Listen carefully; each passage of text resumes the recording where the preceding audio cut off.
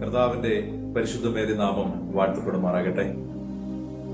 എന്താണ് മനുഷ്യന്റെ ആത്യന്തികമായ ലക്ഷ്യം? ഒരു വീടിന് തീ പിടിക്കുവാനിടയായി തീർന്നു. തീ ആളി പടർന്നു കൊണ്ടിരിക്കുന്ന സമയം എല്ലാവരും വീടിന് പുറത്തേക്ക് ഇറങ്ങി. എന്നാൽ പെട്ടെന്നാണ് ഗൃഹനാഥന് ഉള്ളിൽ ഒരു ചിന്ത ഓർമ്മ വന്നത്. തന്റെ സമ്പാദ്യമായ 500 രൂപ വെച്ചിരിക്കുന്ന ഒരു പെട്ടി താൻ എടുക്കാൻ മറന്നുപോയി എന്നുള്ള ചിന്തയിൽ പടർന്നുകൊണ്ടിരിക്കുന്ന തീനാളത്തിലേക്ക്, ആ വീടിനുള്ളിലേക്ക് വീണ്ടും താൻ ഓടി അകത്തേക്ക് തിരികെ പ്രവേശിച്ചു. അകത്തേക്ക് കയറിയിട്ട് ആ പെട്ടി എടുത്തുകൊണ്ട് പുറത്തേക്ക് ഇറങ്ങുവാൻ താൻ ശ്രമിക്കുന്നതിനിടയിൽ 4 പാടും ചുറ്റും തീ പടർന്നതിനാൽ പുറത്തേക്ക് ഇറങ്ങുവാൻ കഴിയാതെ ആ തീക്കുണ്ടത്തിനകത്ത് അദ്ദേഹം വെന്തു മരിച്ചു. കണ്ടയാളുകൾ, ചുറ്റുനിന്ന ആളുകൾ എല്ലാവരും വളരെ പരിഭവത്തോടെ, വേദനയോടെ ആ ദാരുണമായ മരണത്തിന് സാക്ഷ്യം വഹിച്ചു. അവരെല്ലാവരും പറഞ്ഞു, ആ മനുഷ്യന്റെ മണ്ടത്തരമാണ്, ബുദ്ധിമോശമാണ് ഈ മരണത്തിന് കാരണം. അദ്ദേഹം ക്ഷണിച്ചു വരുത്തിയ മരണം.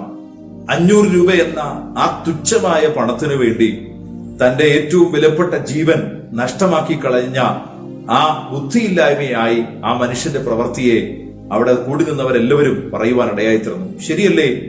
500 രൂപ എന്ന തുച്ഛമായ പണത്തിനു വേണ്ടി തന്റെ ജീവിതം അദ്ദേഹം നഷ്ടപ്പെടുത്തിയതുപോലെ ഈ ലോകത്തിലെ നൈമിഷികമായ ഏറ്റവും തുച്ഛമായ കാര്യങ്ങൾക്ക് വേണ്ടി എത്രയോ ആളുകൾ തങ്ങളുടെ ജീവിതങ്ങളെ നഷ്ടമാക്കുന്നു. എത്രയോ ആളുകൾ തങ്ങളുടെ ജീവിതങ്ങൾ തകർക്കപ്പെടുന്നു. എന്താണ് നമ്മുടെ ജീവിതത്തെക്കുറിച്ചുള്ള ലക്ഷ്യം?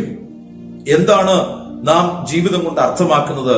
എന്തിനാണ് നമ്മൾ ആവലാതിപ്പെടുന്നത്? എന്താണ് നമ്മുടെ ജീവിതം ഇത്രമാത്രം പരിഭ്രമിക്കുവാൻ കാരണം?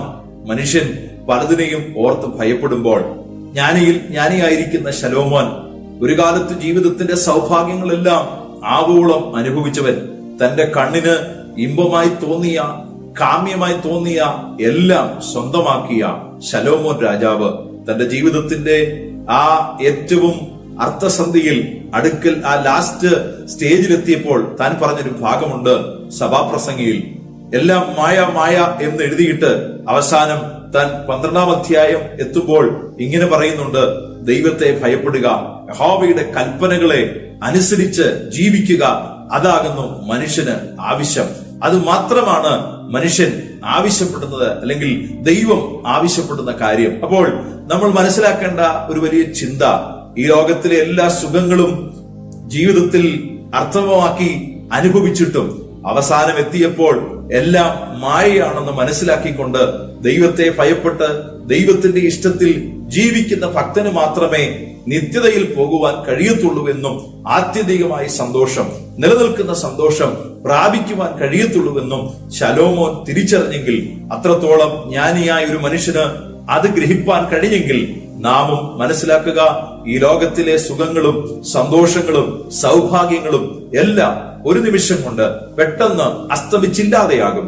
എന്നാൽ ദൈവത്തെ ഭയപ്പെട്ട് യഥാർത്ഥമായ ഒരു ക്രിസ്തീയ ജീവിതം, നല്ലൊരു ഭക്തിയുടെ ജീവിതം നയിച്ചാൽ നിലനിൽക്കുന്ന നിത്യമായ സന്തോഷം പ്രാപിക്കുവാൻ കഴിയും. അതിനുവേണ്ടി സർവശക്തനായ ദൈവം നിങ്ങളെ സഹായിക്കട്ടെ എന്ന് പ്രാർത്ഥിക്കുന്നു. ദൈവം അനുഗ്രഹിക്കട്ടെ.